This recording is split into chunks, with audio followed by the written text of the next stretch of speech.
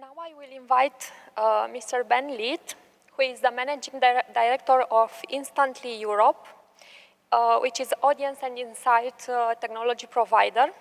And he is inviting us to have a different look at market research, this time from the perspective of the respondents, of the ones who are talking with. And he looked at how they see the questionnaire, how they see the experience of market research, and he will come up with some ideas of what we can do to be more attractive to them. Thank you. Is this on? Thank you. Right, so it's late, it's day 2. I will try to move through this swiftly, not least because I have a plane to catch in a couple of hours and I'm not sure about Amsterdam traffic. So let's see if we can whistle through this. I was asked a couple of months ago if I wanted to present here, and they said, yeah, we're looking for innovation. Great, I work for an innovative company, that should be easy. No problem at all. Then they said, yeah, but you're not allowed to sell. That's going to be trickier, isn't it? How can I present on innovation from an innovations company without selling? So I took a twist on it, and I thought, well, one of the things that nobody's going to be talking about is a respondent lens viewpoint. So we're all talking about all of this cool technology that we have, but what about the impact on the respondents themselves? What are they telling us? Because these guys are the lifeblood of our industry, right? If we're not treating them very well, we're not going to get very good information. So I went at it from that angle. I guess before I start, who is Instantly? So it even says in the program notes, the company uSamp. That's who we used to be until a couple of weeks ago, and we rebranded. So we've moved our whole brand, our whole company to Instantly. So we do audiences and insights tools, and it's the audiences angle that I'm going to come at today. So what did I do in preparation for today? Obviously, we did a survey. That's what we're great at, okay? So really quickly, we did 11 markets, we did a few hundred completes per market, and what we were really trying to do is gauge overall perceptions of surveys taken, okay? We're looking at survey preferences. I really wanted to get a feeling from our panels how good a job we're doing, not just us, not just Instantly, how good the industry is doing at engaging with them, okay? So what does a typical panelist look like? So we did let's call it a 15-minute acid test. We said, well, let's take 15 minutes, and how long would you typically spend in one session? You know what? Over half of our audience will sit for more than 15 minutes trying to take surveys. Well, that's good. That's engaging, right? And almost 80% would consider surveys over 15 minutes. We like this. This is encouraging. We're doing a good job.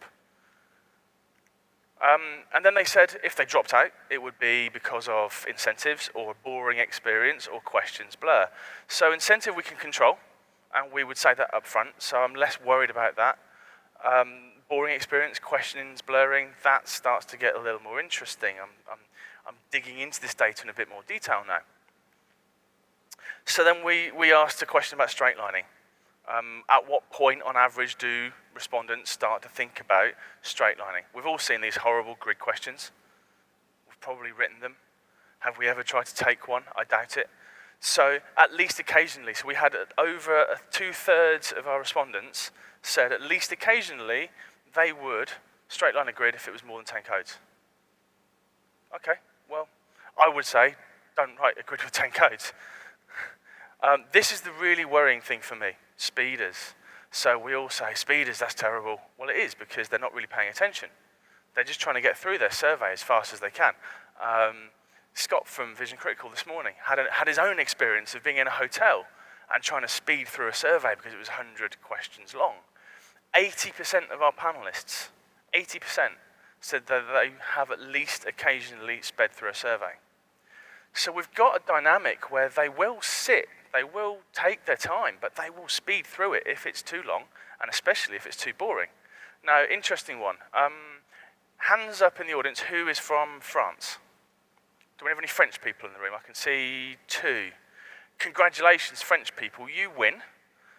30% of our French panel said they'd never sped. So that was the best percentage. I would still say 70% did, but you get the point. China was about 10% have never tried it. 90% of our Chinese panel will speed at some point. So I'm looking at this thinking that there's a correlation here. They will spend more time online, but they will go through these surveys faster. So we've got some changing trends. In the industry in general, we have some changing trends, okay? So the first trend is it's not river versus panel. And here's a really good analogy that I like to use, okay? I can take a fishing rod into a river. I can catch a really nice fresh fish from a nice freshwater lake, and it's going to taste nice. River. Or I can cast a net into the Ganges, and I can fish for some probably very unhealthy fish that have got all kinds of bacteria. And if I package them right, if I put them in boxes, put a label on them and put them in the supermarket, that's a panel, so it must be good, right? I know where it's come from, it has a label. Panel must be better than river, surely. No, not true. It's not about panel or river, it's actually about the source. Where does that fish come from? So that's a perception that I think the industry has got slightly wrong, I'll be honest. And it's changed over time. Historically, it probably used to be like that, now it's not, okay? So what we've got a situation where we've got surveys being designed by research agencies that are designed under the assumption that respondents will enjoy taking them. We have respondents who are taking surveys to get paid cash, and they're going through these surveys fast. So actually what we're creating, what we're seeing is a shift in data. These shifts are happening over time, they're happening very gradually, but we've got a shift in data because we've got a misalignment of what the industry is trying to get versus what respondents are after, okay? Is this 2020? This is what I was asked to talk about, 2020, okay? Well, actually, this is starting to happen. So if I look at the ecosystem between market research agencies and between panel companies, I'm seeing some trends starting to happen here too. So unfortunately, it's not. So the trend I'm seeing is that surveys are too long. They're too repetitive, they're too obvious. But that's my fault. We've got bad panelists, right? It can't be the fault of the survey, surely. But then clients also think all panels are built the same. It's not from the lake or the river or how's it fished? No one knows. No one asks us that question anymore. The assumption is that all panels are built the same. So all panels are built the same. We're into a commoditized marketplace. Now here's the problem. When we're in a commoditized marketplace, what do suppliers of commodities do? They don't try and raise the quality of that commodity. They try and increase the efficiency of their business because that's how we make money. So our responses are going to be, you could argue they kind of are sometimes, well, let's do some targeted sample. That will reduce costs, right? Great. But it also increases bias because you're predisposing a respondent to a particular type of study. So it's cheaper, sure, but you've got survey bias in there, okay? We do things like aggregation, there's a lack of transparency. I could rant on this stage on this topic for a long time. So you've got market forces at play. You've got research buyers who just buy a commodity. You've got technology companies who are trying to figure out how to maintain profit margins whilst reducing. Where is this going to get to? Someone asked me a question a couple of days ago, and they said, well, what about machine learning? Why can't we just create some really cool algorithms that will actually be able to answer that survey just as well as a human being? And my kind of argument is, well, we're almost getting there. We're almost training our panelists, our humans, to do this because we're pushing them through these surveys so much faster. It's tempting, right? Really tempting. So I'll tell you what is tempting. Slight side topic, okay? Anyone recognize the guy on the left? Sunglasses, no jacket, that's me. And that's my family. These are 5 of the people I love most in the world. So I've got my wife on the left, my parents, my son thinks that his backside is his best side, so we can't get a photo of his face, and my daughter, okay? The point to this slide is this. I'm the MD of a business, and I have a target which is to make profit, as most businesses do. And if I make my profit, I get to take my family on holiday in Spain. So here's my problem. Do I, A, really focus on the quality of the product we're delivering in a commoditized marketplace and reduce my profits? Or do I, B, take my family to Spain? What would you guys do? Here's my challenge. And obviously, because I'm not allowed to sell, I can't tell you how we're overcoming this challenge. But this is what's happening. This is what's starting to happen in this industry. So I wanted to kind of flag that. So what can we do about it? There's a few things that we can do. I think big data is one. This has been talked about all day, so I'm not going to stand here and talk about big data. I left this slide blank for a reason, because frankly, I think big data is still a blank piece of paper. I think this industry hasn't really yet still figured out what to do with big data. We could get left behind. But if we crack it, and again, coming back to some presentations earlier, if we can fuse big data, the what, with what we do best, which is the why, if we can put what with asking questions, we reduce the burden on our audience, because we don't have to ask them the same questions all the time, because we know that about them. At the same time, we can develop really rich data sets. So that, I think, is where the industry needs to go. And then we start to reduce the burden on, as I said, on our audiences, okay?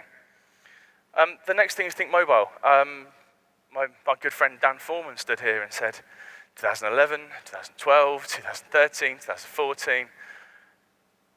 Why is the industry not adopting mobile? I'm not sure. Maybe it's a fear of change. Maybe because we can't put those 30-minute grid surveys onto a mobile. We couldn't possibly move away from grids, okay? But here's a really good example. We did a side-by-side test. So we sent people on a little store mission. They had to be buying packets of crisps. And we asked an online audience, whereabouts on the shelf were those crisps? 83% said in the middle. So if you're a brand owner for, it was Lay's cheesy garlic bread flavor chips in the US. If you're a brand owner for Lay's cheesy garlic bread, you think the world is good. I've got prime positioning, I've got my chips in the middle shelf. We sent people on our mobile app into a store and asked them the same question, and then got them to photo validate.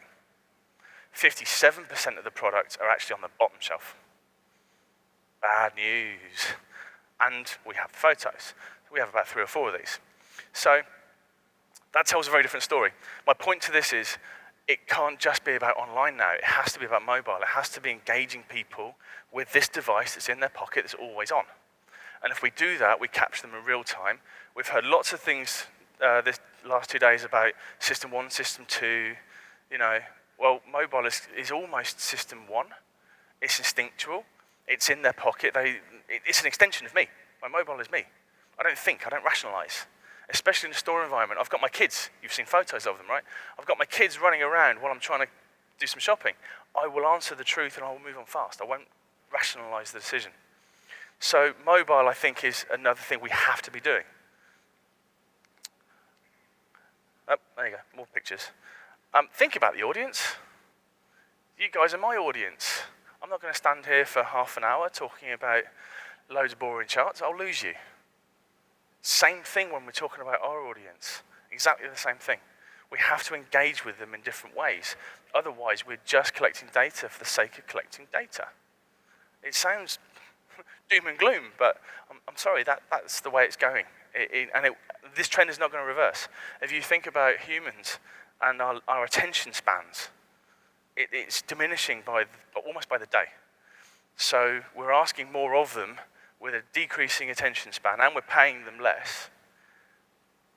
Something's got to break. So I've put on this slide challenge conventions and maybe accept change. Okay, so the first convention, this is the SMR 28 set of questions. Don't know if anybody's familiar with that. When was the last time anybody read A, the questions, or B, the answers that any of us companies provide them? I doubt, not very recently. I would even challenge that a couple of those questions in there are no longer relevant, or maybe should be rewritten because of the dynamics of what's happening in the marketplace. Panel isn't dead, but the way panels operate is changing.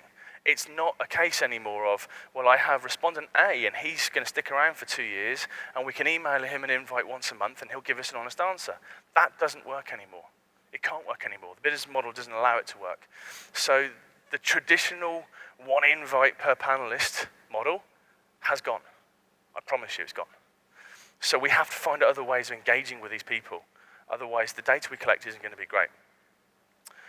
And I've got 1 minute left, so that's great. It's my last slide. A final word, and this is from our audience, okay? So we have hundreds of verbatims I can share the data file if you guys are interested. Probably thousands of them, actually. I picked a few. So we had someone say, I answer everything honestly, but I don't put as much thought into long surveys. I love this quote. I often begin to feel I'm being tortured. These are true quotes.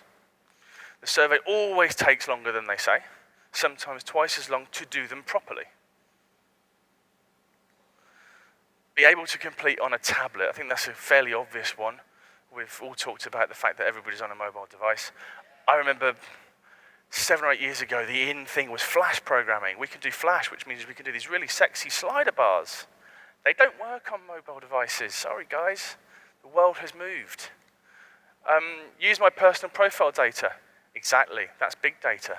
Why are we capturing all of this information and then just asking it again over here? And then again over here. How many times do you want to tell someone that I'm a male with a certain age and I drive this car? We've asked it once. That should be enough. Flash, again. And my final commentary, or quote, I love this one. I don't believe that someone's time costs £1 for an hour. Probably less, I would argue, these days, that they get paid as an incentive. If they want to have more an honest response, they should give a better compensation. So, sounds kind of doom and gloom to end, but it's not. I'm trying to be the opposite and say all of the things that we've learnt about over the last 2 days, actually they're not would-likes. They're not, well, that would be nice if we got into big data. Wouldn't it be lovely if we could do mobile? No, these are things we have to do as an industry. Otherwise, by the time we get to 2020, machine learning will be able to fill your surveys just as well as any human can.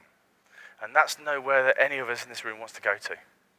So that's my antithesis of innovation, but I hope that kind of makes sense. And my final word is think about your audience when you're designing anything to do with research, either now or in the future. And that's it from me.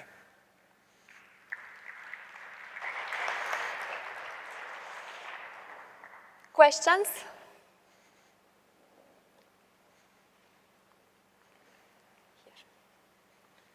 Hi, Jason Anderson, Insights Meta, House Beta. I was just curious if you have any aggregated data about length of interview over time, if there's any data to sort of show how much better or worse it's getting. The answer is I wish I did. We are going to start collecting that information. My gut feel, having been in this industry now for, well, too long, frankly, is that survey length is getting longer. I do know that the average incidence is getting lower. So we used to average incidences at, I don't know, 35, 40%. The average incidence that we field now is between 15 and 20%. So you've got longer surveys and they're harder to qualify for and they're getting less incentives. And all of this is combining down into a melting pot.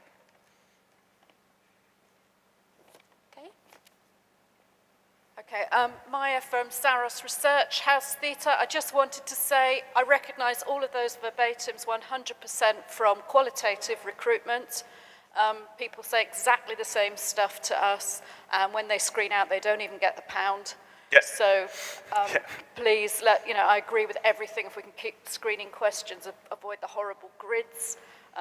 We have to go through the same processes, asking people to reconfirm things they know they've already told us, because we have to check they're still true. We still have to ask it as an open question, as though we don't know that we invited them because they told us that before. And we do burn away panel. The biggest reason people unsubscribe from our database is screening out from things. And, Absolutely. There has to be a better way. Yep, absolutely. Sorry, not really a question. Just a, They've been validating what I said, so thank you.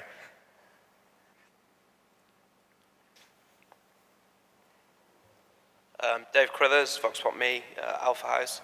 Ben, I think you raised some really good points that I'd agree wholeheartedly with, and appreciating you're not allowed to sell. Can you just share with us some of the innovative things you think that Instantly are doing to address this?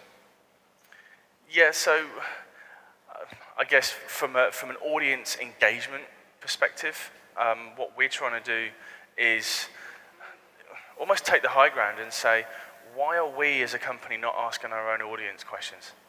Why are we relying on our clients to send us these surveys and just field those? So one of the big things that we're trying to do is actually ask our panelists, our audience, questions of our own.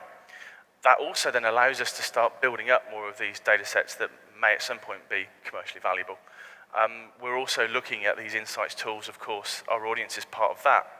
So we're trying to almost redress the balance a little bit and give our panelists a bit more to do that we can control. And I think that's one of the things that is important, but we still need the help of our clients to kind of understand the issues that we're trying to deal with. There's a question at the back. Just one final point. The question about kind of taking people's personal info and using that data, how do you deal with the ever-changing, so you are a male, that probably isn't going to change unless you have some kind of emotional breakdown. But what car do I drive? All of these things, the reason we have to keep asking is because in 3 months' time, I may have a Mercedes, not an Audi. So how are you actually going to address that? Again, without getting too salesy, one of the things that we built is a system called adaptive profiling. So it may not necessarily know that I drive a certain make or model of car, but it will know my age profile, my income profile, my job. So it will probably say I'm more likely to drive a Mercedes than a 20-year-old student. So therefore, I'm more likely to qualify for that survey. So we will try and send that survey to the people that are most likely, and it's data science driven, but without then preconditioning them. So we're not saying which of these cars do you drive to precondition in. So we're trying to increase the average incidence rate, but without the preconditioning. So we're trying to come at it from that angle.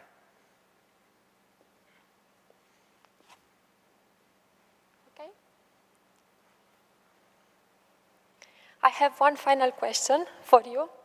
So, if we want to go home tomorrow, yes, to our jobs, what is the one single most urgent thing that we should do in our studies, in designing our studies?